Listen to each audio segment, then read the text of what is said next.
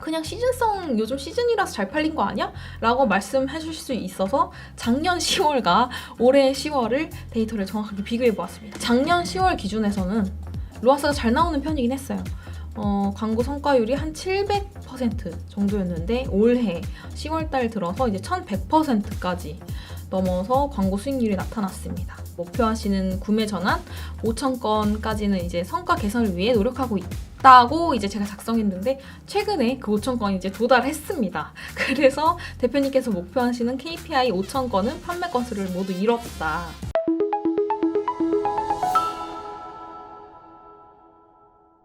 안녕하세요. 광고 퍼포먼스 입팀 이혜진입니다. 오늘 제가 주제로 가져온 영상 주제는 바로 패션 잡화 업종, 주로 신발 업체였는데요. 이 시업종 중에서도 이제 M사의 문제점 및 개선점 도출 사례로 주제를 가져와 보았습니다. 앞서 말씀드렸던 것처럼 해당 업체는 신발로 주력으로 이제 판매하시는 광고주 분이셨는데 이제 해외에서 직구하시는 신발 업종이었어요.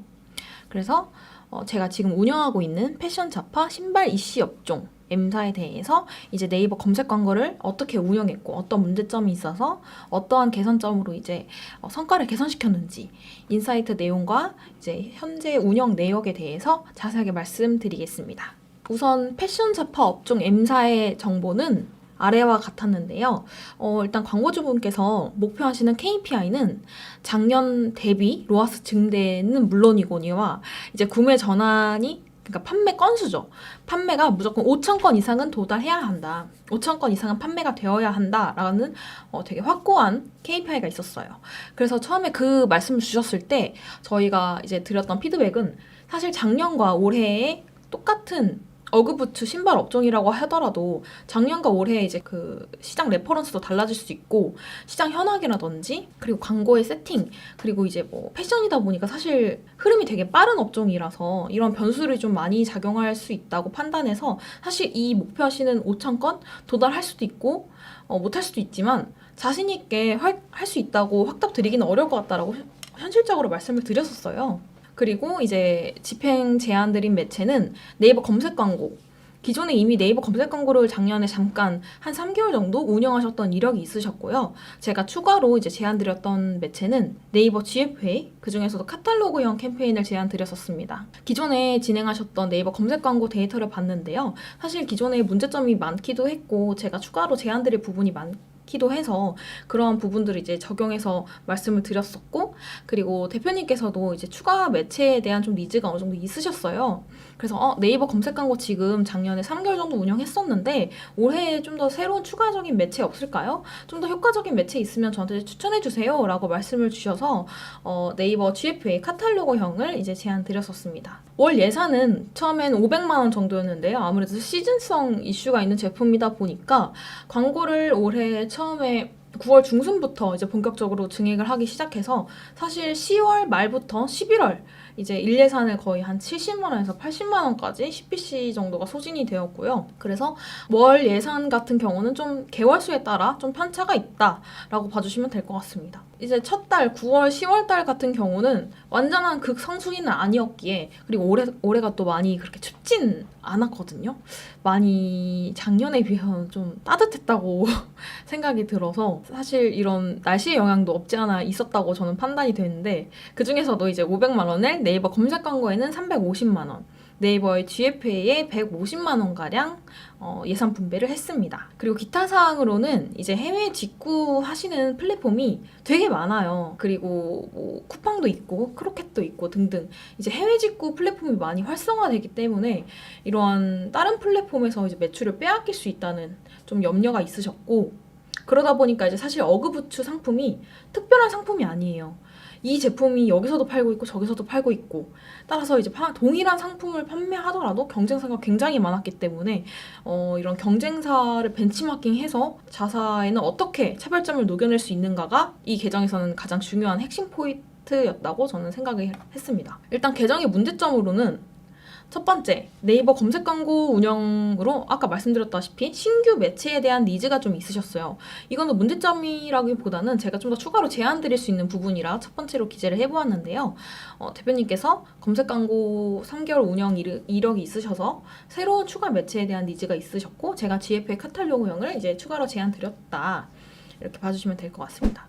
두 번째로는 이제 캠페인과 상품에 따라서 PC와 모바일 디바이스 분리가 되어 있지 않은 상황이었어요. 디바이스 분리 운영, 많은 광고주분들께서 이제 왜 해야 되냐 많이들 물어봐 주시는데 사실 가장 중요한 이유는 뭘까요? 바로 디바이스에 따라서 입찰가가 상이하기 때문이다. 다르기 때문인데요. 다른 입찰가에서 이제 분리를 해서 운영하면 보다 효율적으로 입찰가 운영 관리가 가능하기에 디바이스 분리를 이제 제안 드렸었습니다. 그리고 세 번째로는 캠페인명이 되게 분리한 기준이 되게 모호했어요. 보다 그래서 직관적인 이름으로 변경하는 걸 제안 드렸었고 따라서 캠페인 단위별로 이제 관리를 보셨을 때도 사실 그렇게 관리가 잘 되어 있진 않은 상태였어요. 그리고 네 번째는 쇼핑 검색 이제 확장 소재에 대한 활용도 많이 되어 있지 않아서 사실 확장 소재 하나가 매출에 직접적으로 엄청나게 큰 영향을 주는 건 아니지만 저는 이런 사소한 확장 소재라든지 문구라든지 어떤 포인트 하나하나가 모여서 결국은 이게 매출로까지 증대될 수 있다고 생각을 해서 확장 소재에 대한 활용도 적극적으로 하셔야 된다라고 말씀을 드렸었습니다. 그리고 다섯 번째로는 이제 제외 키워드에 대한 관리가 미흡해서 저희가 사실 어그부츠라고 하면 이 어그 자체가 상표명이거든요. 상호 브랜드명이기 때문에 어떤 제약도 많고 그리고 같은 어그부츠라고 하더라도 뭐 타스만, 미니 플랫폼 등등등 다양한 세부 키워드가 나눠지기 때문에 이런 키워드 관리가 굉장히 중요합니다. 그리고 개선점으로는 이제 네이버 GFA 카탈로그형을 신규로 제안을 해서 이제 추가 집행을 했었는데요. 초반에는 사실 일 예산을 그렇게 많이 늘리진 않았어요.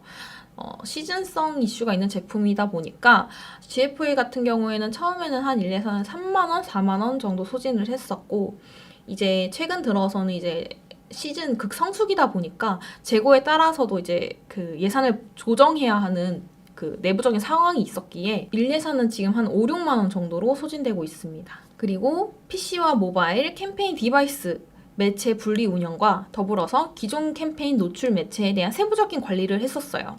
이게 무슨 말이냐면 이제 PC와 모바일 캠페인을 분리하는 건 당연한 건데 그 이외에 추가로 좀 더 세부적으로 들어가서 우리 디바이스만 분리하지 말고 이 세부적인 노출 매체에 대한 관리도 진행하자.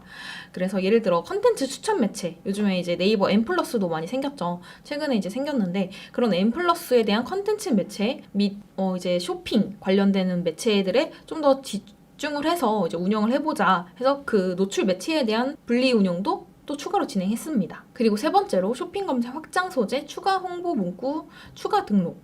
아까 말씀드렸던 것처럼 추가 홍보 문구를 추가로 기재해서 등록해서 이제 A/B 테스트도 진행을 했었고요.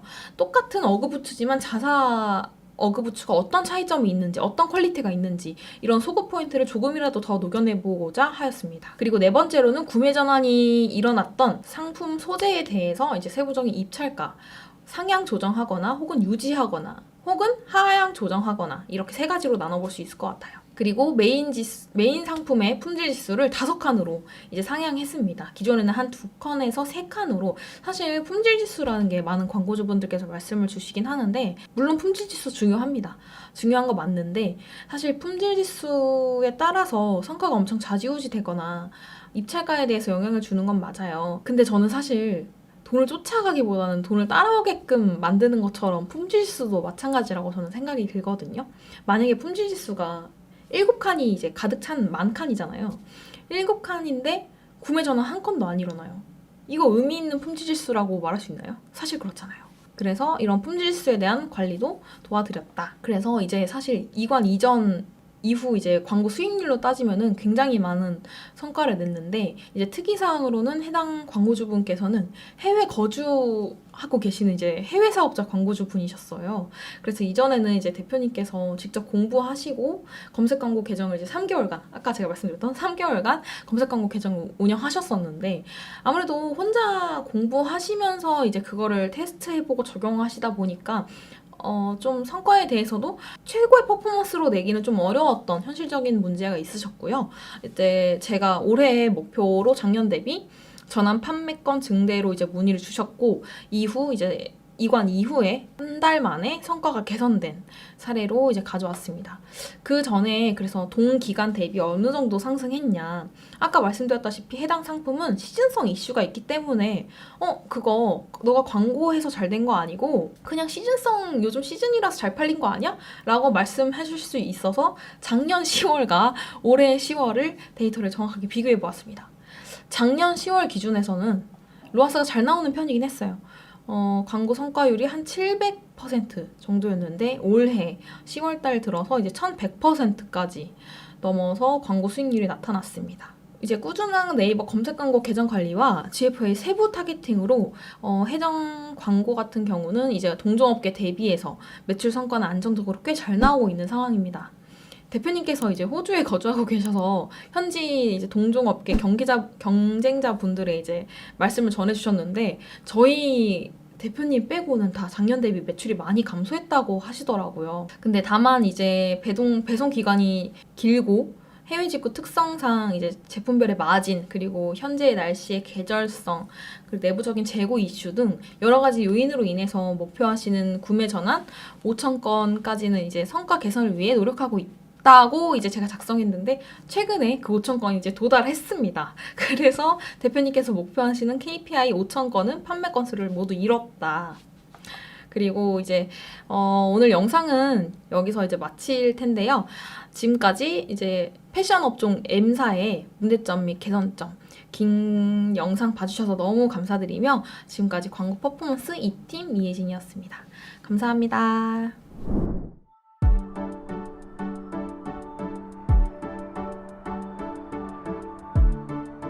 구독과 좋아요는 컨텐츠 제작에 힘이 됩니다.